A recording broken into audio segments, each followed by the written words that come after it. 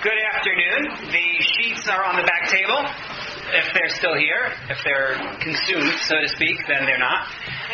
There's one. Okay. And that, of course, with the opportunity to welcome the Souls Box, who are offering to share. Okay.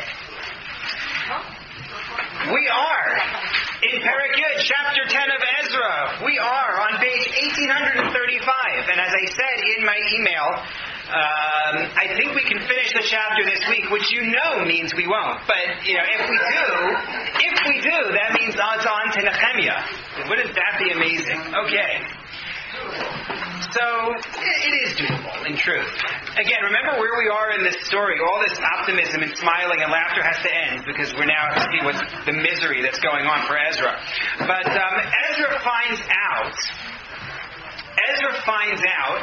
that the Jews who have returned to Israel with him, or the Jews in the first batch, have intermarried. They've married among the Canaanites. Ezra is horrified. He performs acts of bereavement, acts of grief. He fasts. He sits on the ground, tears his hair.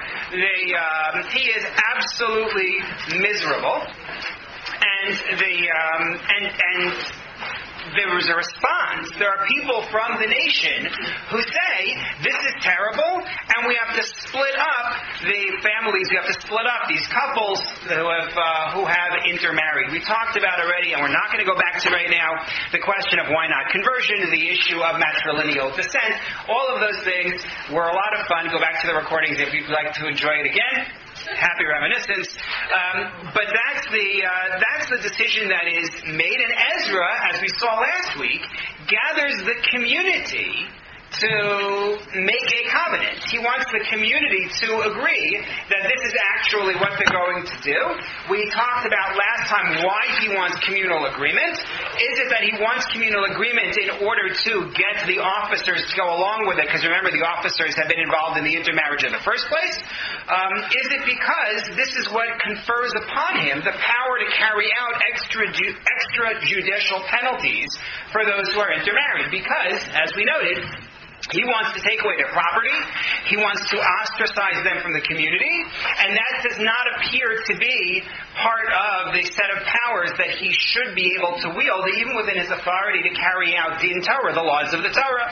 And so it could be that what he is doing is he's drawing on the community's authority in order to be able to do this. That was what we saw last time. And it brings us again to chapter 10, sentence 9. Because Rebecca is here, I will now note for anyone who wants to register and or pay for the class, Rebecca is your one. Okay. So again, page 1835. Let's take a look at what happens at this great convocation. It's sentences 9 to 14 is what we're going to look at right now. Again, the bottom of 1835 if you're using the Stone Tanakh. Vayikavtzu kol anshe Yehuda uBinyamin Yerushalayim l'shloshes hayamim. All of the men of Yehuda and Binyamin. When we say Yehuda and Binyamin, we do not mean the tribes. We mean the region. Still sentence 9. We mean the region, not the Shevet, not the tribes. We know this because there are Kohanim and Levim. We know this because there are representatives of other tribes as well. But it's the region, right? Remember that Yehuda is the southern area. Yerushalayim points south, and Binyamin occupies part of Yerushalayim and north. So that's your central area, and he gathers them to Yerushalayim. I wonder if there isn't another element here, come to think of it. Sort of the Yehuda Yisrael issue which haunts us all through Tanakh, right? Going back to the time of Shaul and David, you have the problem of the descendants of Rachel and the descendants of Leah, right? Shaul, the first king, is the descendant of which tribe? Binyamin, which is from Rachel, and David is from Yehuda, which is from Leah. We know of the historic problems between those two families, or subfamilies. And in David's time, you already have people in the northern kingdom, well, it isn't the northern kingdom yet, but people from the north who feel like David is not really their king. They were loyal to Shaul. They were loyal to Ishbosheth, the son of Shaul, and they have no interest in David and the whole revolt of Sheba ben Bichri at the end of Shmuel Bet. And that continues, of course, in the time of Shlomo's son Rechavam, when the kingdom splits between the southern kingdom of Rechavam, Shlomo's son, Yehuda, and the northern kingdom. And that's a problem, an ongoing problem for us. And you see it echoed in different places in Tanakh, sometimes very clearly and sometimes more subtly, this issue of strife between the two. And I wonder if, by stressing here, Yehuda and Binyamin gathered together, it's trying to say, everybody on board. I wonder if that isn't part of it, especially because, remember, Ezra is the author of the book. And as Abarbanel likes to say on Divrei Hayamim, Ezra is, I'm going to use a word that I shouldn't use because it has negative overtones, but I mean it in the best way possible. He is a propagandist. And what I mean by that is, Ezra presents things in a way that will support a very clear agenda that he has. So, for example, Abarbanel points out, I must have mentioned this here sometime before, that in Divrei Hayamim, Ezra presents the Davidic line in a way that he hopes will win the loyalty of the Jews who have come back for the second Beis HaMikdash, for the second temple. That's what Ezra wants to do. And therefore, he presents certain stories, he spends time on them, and other stories he doesn't spend so much time on. He doesn't even mention, because Divrei Hayamim is echoing things that occurred elsewhere in Tanakh, which were described differently elsewhere in Tanakh. So it's possible that Ezra, in that role, and again, I don't use propaganda in the negative sense, I use it in the sense that he has a mission, and he believes that what he's doing is supporting that mission. Ezra wants to say, you should know, when we gathered to deal with this problem of intermarriage, it wasn't just the Judeans, it was Yehuda and Binyamin, and even though there really isn't much of a northern kingdom remaining, because the 10 tribes were not exiled to Babylon, by and large, you only have a few people from some of those tribes who are around. Nonetheless, I think maybe he's making a statement that this should not be viewed as sectarian. This is national. Yehuda and Binyamin being the representative of the north. Susan. Is it important where Ezra came from? Well, he's a Kohen. So they just accept him all over. So it appears, except for what we're going to see today. Yes. Other than what actually happened, they accepted him. As you'll see, there may have been some trouble in that regard. So Ezra gathers Yehuda, Binyamin to Yerushalayim, and let's see what happens. We're still in the middle of sentence 9. I couldn't even get that far. They gather there Lishloshes Hayamim, by the 3 days, because we know he gave them a 3-day time limit. Hu HaChodesh HaTishii Be'esrim B'Chodesh, the 20th day of the month of Kislev, almost Hanukkah. Of course, not for them, because Hanukkah didn't exist yet. About the only thing they would have had, we noted when we learned Chagai, is that the deadline for bringing the Bikurim, the first fruits, is the 24th of Kislev. But again, that's not going to have any relevance for them. The 24th of Kislev does feature in the book of Chagai as one of these milestones on the way to building, but again, that's the 24th. So basically, it's just a day. It was just a day. Now, it's the day. Because when we get to the 20th of Kislev, you will be able to tell people, this is an important day in Jewish history. This is when they gathered to deal with the issue of intermarriage with the Canaanim. So the entire nation sat down on this big plaza in front of the Beis HaMikdash, in front of the temple.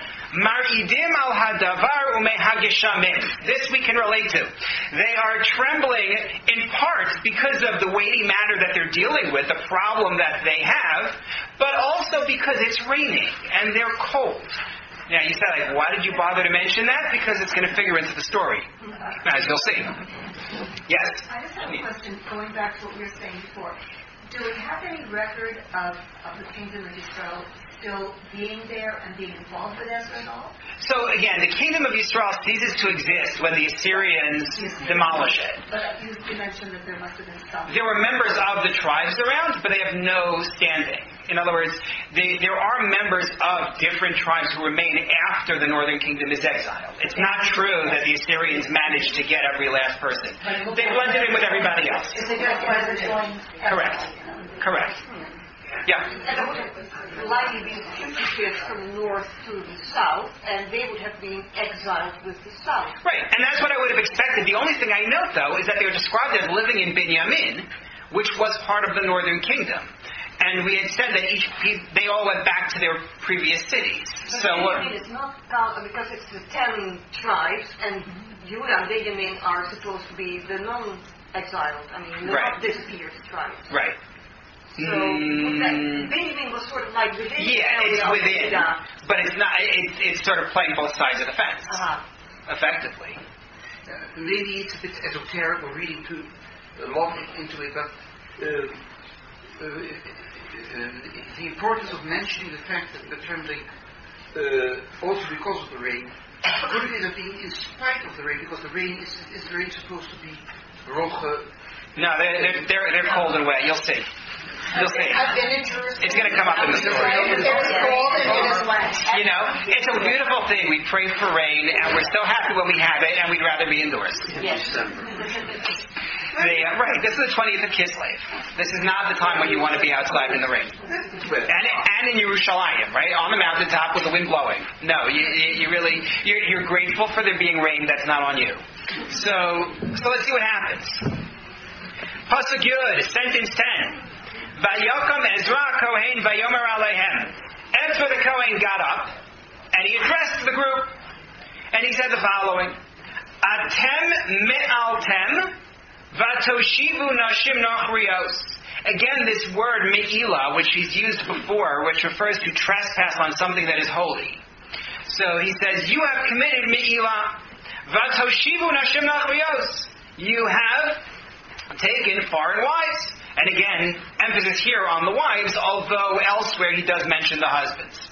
Lahosif al Ashmat Yisrael, you have added to the guilt of Israel. Meaning, there's already enough guilt. He mentioned that in a previous speech, where he said, we have enough sin on our record, and now you've added to the pre-existing sin with this one.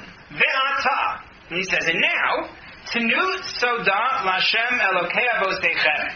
You should do vidui, admit to Hashem, the God of your ancestors. Right, the word Todah does not mean thank you. Get that out of your head. The Todah means to acknowledge. It has the same meaning, acknowledgement, both when it is used as thank you and when it is used as admit something that's been done wrong. Both are the same word. So acknowledge to Hashem, your God, Vasu Ritzono, and do His will. Ezra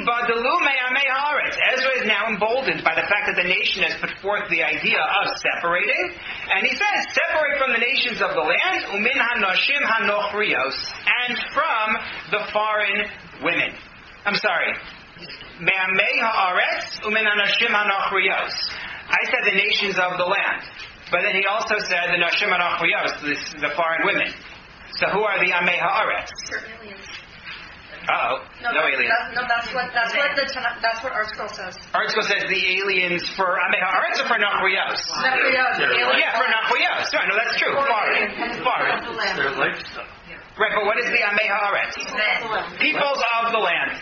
So you could take Amei Haaretz to be redundant, but as was being poetic. The nations of the land and the foreign wives. However, Mitzudat David and others say no. Amei Haaretz means the non-Jewish males. So that there is indeed a reference to separating both the marriages of Jewish men, non-Jewish women, and Jewish men. Which way did I say it the first time? I don't know. Jewish men, non-Jewish women, and Jewish women and non-Jewish men. Non-mixed period. Correct. No mixing at all. So that's Ezra's speech. It's actually relatively straightforward, and here's the people's response. Pasuk Yud Beis, sentence 12. Vayanu chol hakahol. The entire group, the entire assemblage responded. Vayomru kol gadol. They said in a loud voice. Kain kidvarcha aleinu la'asos. Yes. As you say, that's what we must do. Avol, however, ha'am rav. There are a lot of people here. You're going to start now going through all of our marriages. V'ha'es geshamim. And by the way, it's raining. Ve'en koach la'amod v'chutz. And we can't stand outside. When else do we find in Tanakh, other than Yonah, this kind of attention to the weather? Abraham is sitting at the tent in the heat of the day. No, I didn't say Job. What are you saying about Job? I said Abraham and Yonah. Yeah, what do you have with Job? When God spoke to... First of all, we had that thing with the flood and the tree. Yeah, no, floods don't count. I just mean general background weather.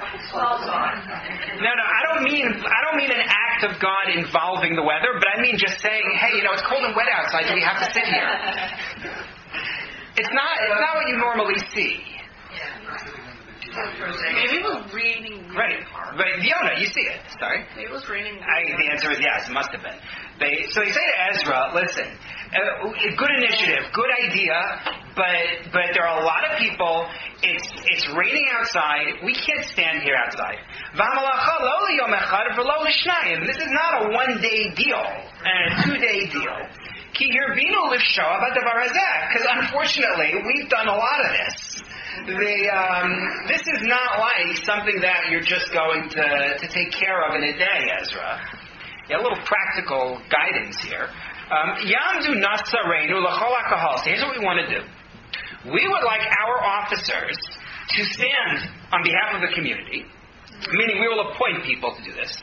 V'chol asher be'areinu ha'hoshiv nashim nachriyos, and everybody who lives in our cities who has taken a foreign wife, yavo le'itim mezumanim. Let him come at particular appointed times. We're going to have appointments. This is Israeli bureaucracy. We're going to have appointments, and we'll come in at the time of the appointments, and they won't be ready for us, and we'll sit outside. Someone else will take our turn. And no, that's not what it says. But that's what will happen. And the elders of each town will come as well, along with the judges, until we have succeeded in removing divine rage from us, and we've completed the matter. Take a look at Metzudat David, just in source number 1, because he gives you a simple and straightforward presentation of it. It's basically what I just said, but I like the way he presents it. Le'itim mezumanim. At the time that the officers would assign them, right? There'll be a particular time that you're supposed to come. And with them, meaning with the men who had taken foreign wives, the elders show up as well, and the judges show up as well to make sure that everybody shows up. Meaning, if you're on the honor system, everybody who intermarried has to go at the appointed time. Somebody might choose not to go. Hold on. I just want to get through Metzudat David. Ad lahashiv, until settling, meaning, Rotalomar yasmidu hasarim lashevet b'Yerushalayim. The officers should continue to stay in Yerushalayim, the officers who are responsible for this. Ad asher yasu, until they do this, lahashiv charon Hashem, to remove God's outrage. V'chozer mufaresh, and then the last clause in the sentence, ad yichlu adavar hazeh, till this is all done, I added the word yichlu, until this is over, ki az yashuv haron b'Yisrael, because at that point, the divine outrage would be settled. Rebecca and then Judy. So, it seems like they're not implementing what Ezra said you have to be separate from them.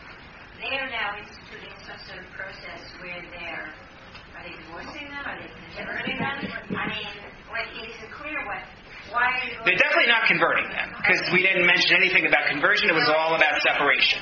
So the question is, what exactly are these officers doing? Some sort of census. But for what purpose? You're right. What is this about?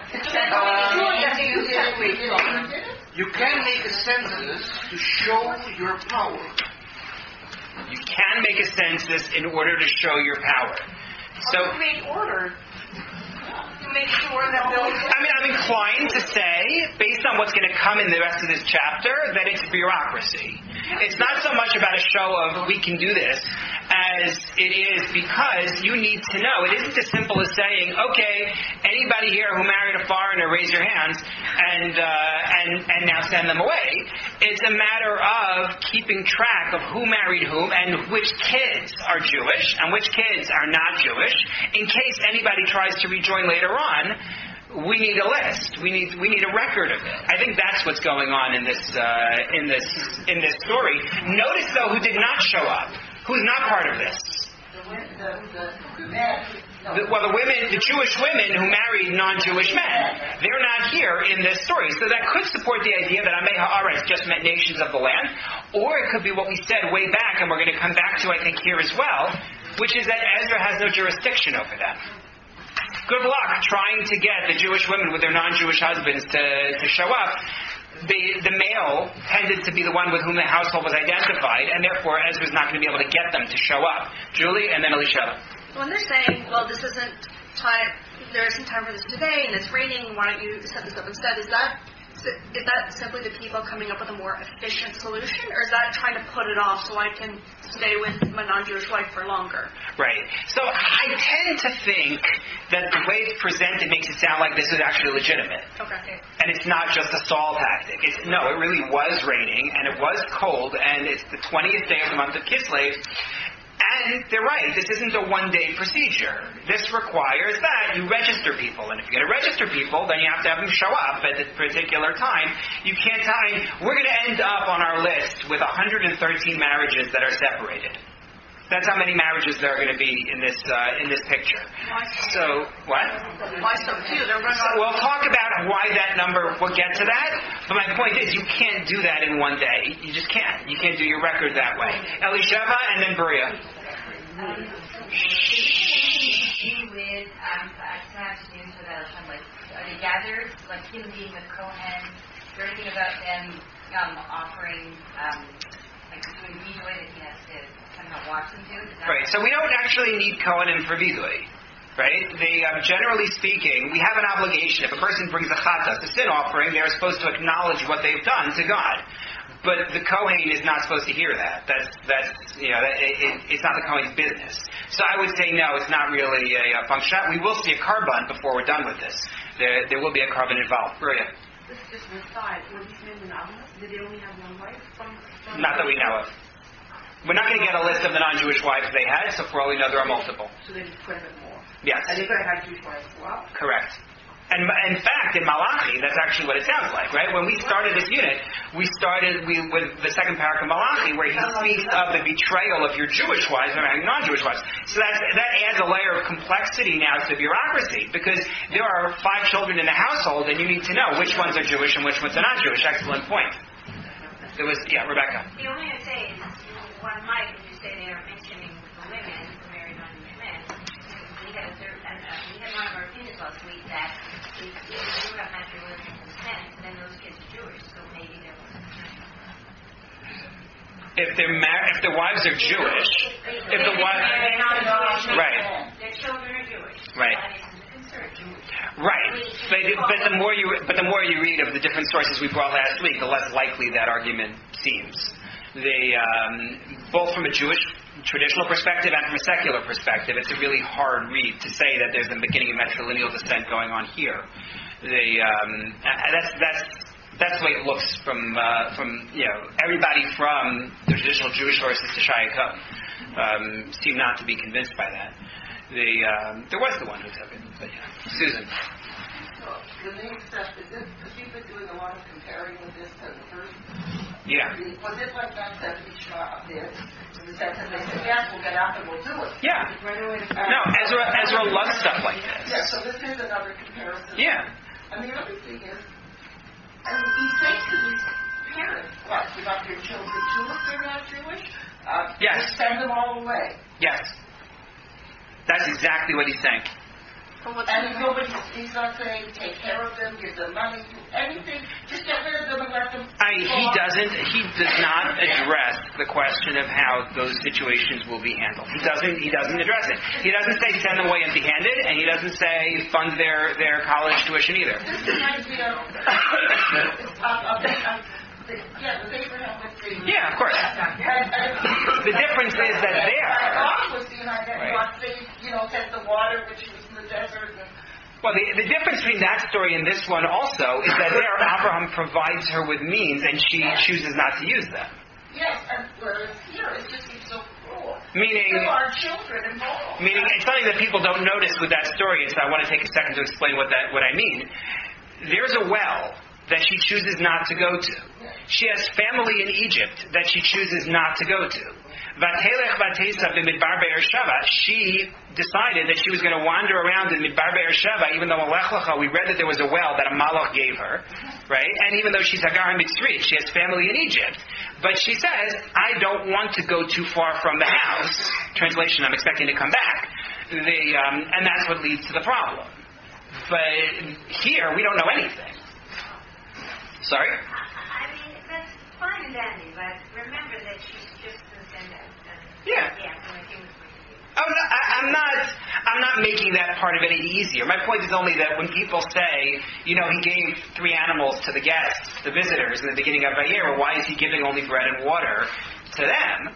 From my perspective, first of all, just from a practical perspective, I'm not sure how much you want to burden them with, but also, the reason why she's hungry at this point is not because Avram didn't give her food. The reason she's hungry is because she chose to wander in Midbar Be'ersheva when she had other options. With the greatest respect, that's extremely unfair. Okay. It's terribly unfair to Hagar, because just to try to make Rebecca's point further, the automatic result which Abraham could not have not received would be that she was devastated. And I'm not even sure the word taste even appears. It does. You mean the word appears elsewhere? It does. She was wandering aimlessly to Brooklyn. She had nothing left to do. So you're going to argue that that's because she's distraught over being evicted from the house? Okay. That's a fair read. No, that's a fair... You'll help me argue that tomorrow. Yes. No, I think that's a fair read. I'm not disagreeing that she's not villainous in choosing to wander and squander her food. I'm not making that point. The Midrash sides with the idea that Yishmael is sick, because the Midrash has a separate problem, which is he's 17 years old. Why is he crying under a bush? And so the Midrash's answer is that he is sick, and that's what causes them to run out of water quicker, and so on.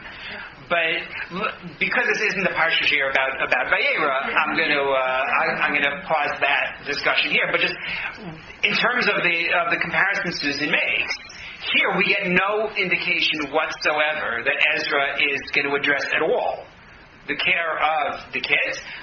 I would like to think that you fathered a child, you're going to do something for the child. But honestly, there's nothing here in the text that says anything. Janine. I just find it interesting that it says, there's been no mention of punishment, and it was more, Ezra was grief-stricken at what had happened, and it's almost a much lower level. They're almost afraid of getting punishment rather than we did something terrible. Right, right. And the answer may be that this isn't about punishment. This is you disappointed God. Yes, no, I agree with you. But keep in mind, from Ezra's perspective, and this goes back to the first speech that he did, which, to be fair, we saw before the summer break. But Ezra's initial speech on this topic was to say, we were distanced from God, and we deserved it, and now we didn't deserve to come back, but God brought us back, and now look what you're going to do. Of course it's going to trigger charonaf, which may come with punishment, but it's also just, how could you do this to the relationship? So, the demand is for them to separate, a demand that Ezra did not advance in the first place, but that the nation put to him and he adopted. Ezra holds this massive gathering, putting all of his weight, his political power behind the gathering. The people say, we are on board, but this is not happening in the rain right now. Let's take care of this in an orderly fashion. And Ezra goes along with it. He says, okay. Yeah, it's kind of cold out here. Let's see where we go. Pasuk Tezvav, sentence 15. Because here's where things get interesting. Okay, there we go. So now, again, resuming wherever that recording cut out, I don't know. But what you have is 3 different views of what happened. Either you take the view of the Medrash that pretty much everybody is on board, Medrash / Mitzudat David, or you take the view of Dat Mikra that almost all of them are not on board and only these are doing the job, or the Malbim, which is most are on board and there are these protesters here in the story. Sorry, there was a hand. Moshe. Am I missing something? There is no reference to their children. Yeah, we're going to get the reference to their children. We're just not there yet. Yeah, there are children, and we will see it. Okay, so that's the designation of these officers. Pasuk Tet Zayin, sentence 16. Vayasu chen b'nei hagolah. These people who had come out of the diaspora did the job. Vayibadalu Ezra kohen anashim, Rashei ha'avos lebeis avosam v'chulam b'shemos. And Ezra HaKohen separates out anashim. There are two different ways in the commentaries to read this. Either they designated people who would run this, that's Lavdil, he separates those, or it means the men separated from their non-Jewish wives. It's unclear. V'chulam b'shemos, all of them, whatever them means, by name. Vayeshvu b'yom echad ha'chodesh ha'asiri l'daryosh hadavar. They convened on the first day of the 10th month, right? The first day of Tevet, in other words, right? It's just 10 days later. They convened to get this thing going. Don't be perturbed by the word l'daryosh instead of lidrosh. All the commentators say, yeah, that's a really interesting word. It means lidrosh. That's essentially the way they deal with it. No one makes the association I would have loved to have seen, which was, hey, is Daryavish sneaking into this story somehow? No, I haven't seen anybody do that. Vayechalu bakol. They completed everything. Anashim hahoshivu nashim nachriyos, the men who had married non-Jewish women. Ad yom echad lachodesh harishon. They finish it by the first day of Nisan, which is, of course, a loaded date on the Jewish calendar. We already noted that Ezra gathered his group to prepare to go to Israel on the first of Nisan, but also, of course, from HaChodesh Zalachem, Rosh Chodeshim, and so on. This is the birth of the Jewish people, and a rebirth of sorts is taking place here, certainly not lost on Ezra, who loves a good image. Okay. Here, that Daryosh is an unusual form of the infinitive of the root Darash. Yes. In other words, it means Lidrosh, don't get stuck on it. That's what he's telling you. Yeah. Okay.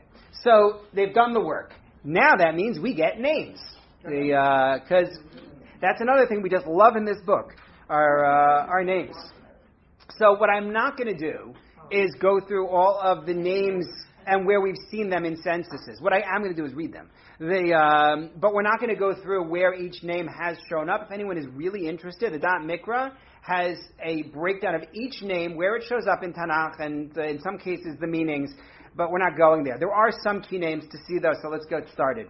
Vayimatzei b'bnei HaKohanim, the first set, Pasuk Yud Chet to Pasuk Chav Bet, 18 to 22, is among the Kohanim. Vayimatzei b'bnei HaKohanim asher hoshivu nashim nachriyos, from the Kohanim who had foreign wives, Mibnei Yeshua ben Yotzadak ve'echav, from the sons of Yeshua ben Yotzadak and his brethren, Masaya ve'Eliezer ve'Yariv u'Gedalia, those are our four. They give their hand to divorce their wives, and in their guilt, those who are guilty bring eiltzon, rams, al ashmasam, for their guilt. Imer's kids, Hanani Uzavadia, Umibnei Charim, Masaya ve'Eliyahu Shmaya ve'Yechiel ve'Uzziah, and last sentence in the Kohanim, Umibnei Pashur Elyoenai, that looks like the Hawaiian branch. The Elyoenai, Masaya, Yishmael, Nesanel, Yozavad, Ve'el Asa. You can see in here certain names that you may be familiar with from elsewhere in Tanakh, and some names that will continue to recur. But again, we're not going into the specifics of their names. I want to go a little further, but there are two things we're going to have to come back to within this. Let's see the Leviim. Pasuk Chav Gimel. Umin ha-Leviim, from the Levites. Yozavad v'Shim'i v'Kelaya hu klita. Psachya Yehuda ve'Eliezer. That's that's the first verse of Levium. Note that one of them has two names, Kelaya uklita, and apparently we need to be careful about this in our list, so we need both names. Umin HaMisharim, and from the singers, a subdivision of the Levium, Eliashiv. Umin HaShoarim, and from the gatekeepers, also Levium, Shalom Vatelem ve'Uri. So those are our Levium. Okay, before going to the Yisraelim, we need to talk about some of these Kohanim. Which Kohen's name jumps out at you here? Eliezer. Why? Kohen, I'm sorry. Which Kohen's name? No, there isn't Eliezer in the Kohanim. But what? No, I'm sorry. Yeshua. Yeah. Yeshua ben Yosadak. How else do we know him? Zechariah. And from this book itself, from the beginning of Ezra. What do we know about him? He is the Kohen Gadol. He's the Kohen Gadol. This is the problem. Not only is he the Kohen Gadol, but he shows up in the third parak in Zechariah as well. In Zechariah's vision, right? It's rare that you get a nevuah in which somebody else shows up, but that's what happens. Zechariah's vision is of Yoshua Kohen Gadol and the Satan standing next to him, lisitno, to obstruct him, to condemn him. And he's wearing dirty clothing. We're going to have to read this. We're going to have to know what in the world is going on in these stories and how all of this connects, because it does. There's a Gemara in Sanhedrin which we're going to have to read. There's a Rashi we have to see. All right, let's get started. First of all, open to Zechariah chapter 3, sentence 1, please. You want page 1399. No, sorry, you're right. That was Stefania. Sorry, I got Stefania mixed in. Thanks. Page 1409. It's for Hanukkah, yes. And Balos, actually. Yeah, because of the menorah in it. So Zechariah describes his vision. Right? Zechariah always has the most amazing visions outside of Daniel. Vayar'eni es Yoshua HaKohen HaGadol. He, the Malach, or Hashem, showed me Yoshua the Kohen Gadol. Remember, Zechariah is in the first generation of the second Beis HaMikdash. So he showed me Yoshua the Kohen Gadol. Omeid lifnei malach Hashem, standing before the Malach of God. V'hasatan omeid al yamino lisitno, and the Satan stands on his right to obstruct him. That's the origin, according to many, of the practice of having the shofar blower on Rosh Hashanah blow the shofar out of the right side of his mouth against the Satan. What that means, I gave a shir last week about it, and the audio was on YU Torah. If you want Satan in Judaism, it was a fun discussion. But the Satan is standing there. Vayomer Hashem ala Satan, and God says to the Satan, Yig'ar Hashem b'cha Satan, v'yig'ar Hashem b'cha habocher b'Yerushalayim. The Hashem rebukes you, the Satan. Hashem rebukes you. Hashem is the one who has chosen Yerushalayim. Halozeh ud mutzal me'esh. This one, meaning Yoshua or the Jews or Yerushalayim, is a brand that has been rescued from the flames. V'Yehoshua hayalavush begadim tzoim v'omei lifnei hamalach. Yoshua was wearing dirty clothing and standing in front of the angel. Vayan vayomer el ha'omdim lefanav le'mor, and he, Hashem, said to the malachim who are standing there, Hasiru habegadim atzoim me'alav, remove the dirty clothing from him. Vayomer elav re'eha avarti me'alecha avonecha v'halbeish oscha machal atzos. Hashem says, I have removed your guilt from you, and now you get fresh, clean clothing. And it continues with more fresh, clean clothing, and then you get more visions that need to be explained. But what is the symbolism of his dirty clothing? One who sins, and could be non-Jewish wives and whatever. So there is indeed a difference of opinion about it, but the Gemara in Sanhedrin Tzadi Gimel, and Rashi quotes it tersely in source number 5, says, Lahastino al shahayu banav nisuim nashim nochrios. That it's because his children, it's not him, his children have married foreign women, and this is his guilt. Ibn Ezra says, excuse me, in source number 6. Ibn Ezra says, Yesh omrim, some say, he means the Gemara. Some say, Ki abagadim atzoim echad mibnei banav haya chatan l'sanbalat. He says, some say that this is because one of his grandchildren was actually the son-in-law of Sanballat, who we're not going to like, in the book of Nehemiah. V'zeh avon eino al Yehoshua, but Ibn Ezra says that's not Yehoshua's guilt. Ki lo haya zebi amav, he wasn't even around anymore by the time that happened. And that argument, it depends how you read this in terms of the chronology of the return and when Zechariah lived and so on. But he says Yeshua wouldn't even be around. He says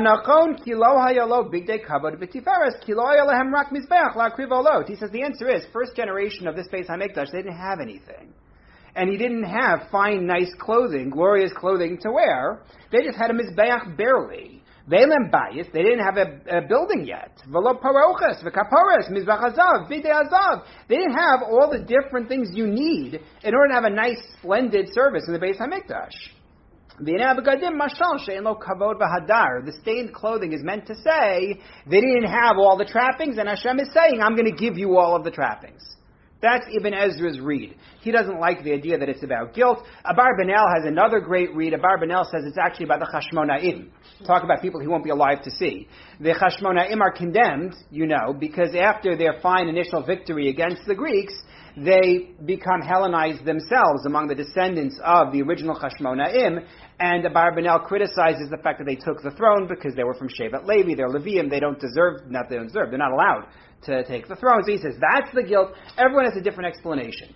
However, I wanted to show you this specific read in the Gemara, that this is the guilt of Yoshua ben Yehotzadak, and that's what we're seeing here, is that it was in his family as well.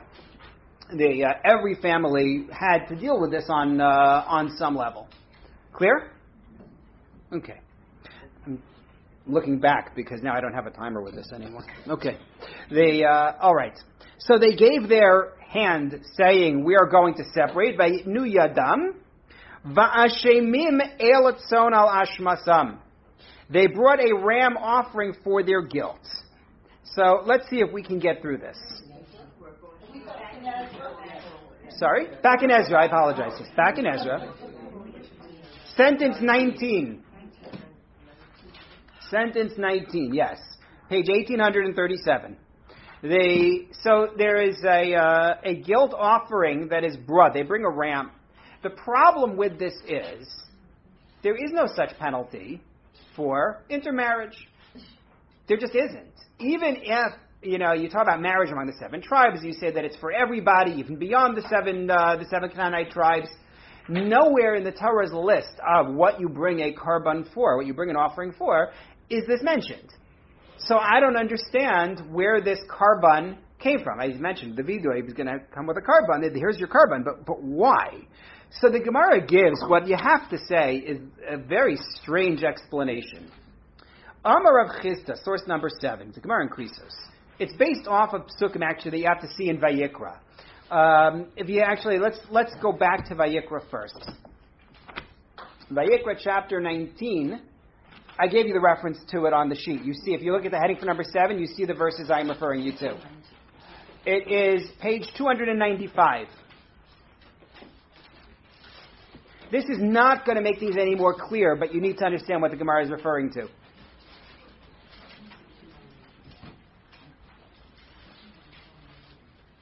Okay, the top of 295. If a man lies with a woman, and she is a shifcha necharefes leish, which they translate here in the Art Scroll as she is herself a female slave, and she has been designated for another man. And as it continues, she has not been redeemed, she has not been freed. So then the rule is, bikares tiyeh, they shall investigate. Lo yumsu, there's no death penalty, meaning this is not called adultery, because the marriage is not a full marriage, and she wasn't a free person who was married, and instead he has to bring a korban for it. And that's the basics of what you see there. You can look at the psukim. I'll never forget. People say I'll never forget. No, I will never forget. I was in the 8th grade. It was the U.S., so it was the 8th grade. And I had my interview for high school. And the rabbi who was doing the interview was asking me questions. And I was doing all right on the questions. And question after question, he says to me, what's a shifcha charufa? And my Hebrew wasn't bad. And I said, an embarrassed slave? Because general cheruf can refer to cherpa, embarrassed. I got a 5-minute, if you don't know, say, I don't know. Like a lecture out of that. I don't know. It's not hard. 3 words. It was great. I've never forgotten that. He was right. It's true. Don't make it up. But, yeah, that was great. Anyway, the point here is that this is a case in which there is an inappropriate marriage with a shifcha. Shifcha is not Jewish, right? We're talking shifcha Canaanit. The shifcha is not Jewish, and it leads to bringing a korban. So, now take a look at the Gemara in source number 7. Amar Rav Chisda. Rav Chisda says, Melamed shekulan shifchos charufos bo'alu. The answer is that they had all been living with shifcha charufa, and that's why they bring a carbon. If you're perplexed by that answer, you ain't the only one.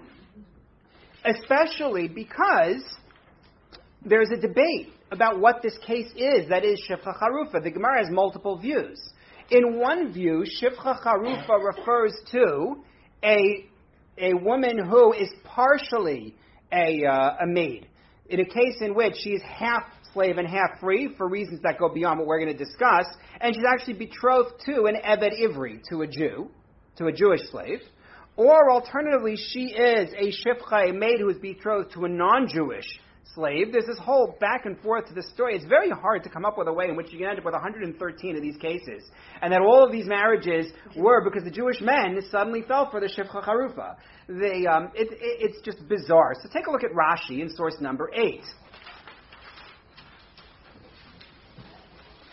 Rashi says, Al Ashmasam, for their sins, Horas Sha'a Haisa. It wasn't about Shifcha Charufa. It was a ruling for the moment. Ezra said, this case of intermarriage requires that there be a carbon brought. And this is the third time we've seen Ezra do this. That Ezra has designated special offerings that don't fit the standard type of offering as Harasha because of a feeling of we need this right now. And in this case, you need these karbanot as a demonstration of the nation's guilt.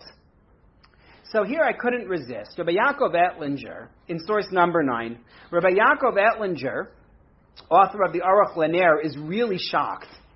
And he says, I understand, I'm going to sum it up because we're out of time, but he says, I understand why Ibn Ezra didn't agree with the Gemara. He says, Ibn Ezra ain't tema kol kach. It's not so surprising for Ibn Ezra. The Harvey Palmim Mefarish al pi pshat pasuk chutz ledrash. He often goes his own way and says this is the literal read of the sentence, this is a pshat read, and there's a medrash that I'm not going to bring in my commentary. But Rashi loves quoting medrash. Why doesn't Rashi give you that explanation? So there are two answers to this. One answer, you know what? Rather than rush it, I don't want to rush this. We're going to come back to this piece next week, God willing. But right now, what we know is that they start separating the intermarriages, and they have a carbon brought from them, and the intermarriages, even among the leading families, like the family of the Kohen Gadol, this is something that seems to be everywhere, which will lead us to ask the question of why there are only 113 families on the list. And that's something that we'll have to come back to, God willing, next week when we really will, God willing, finish the book of Ezra. Thank you very much.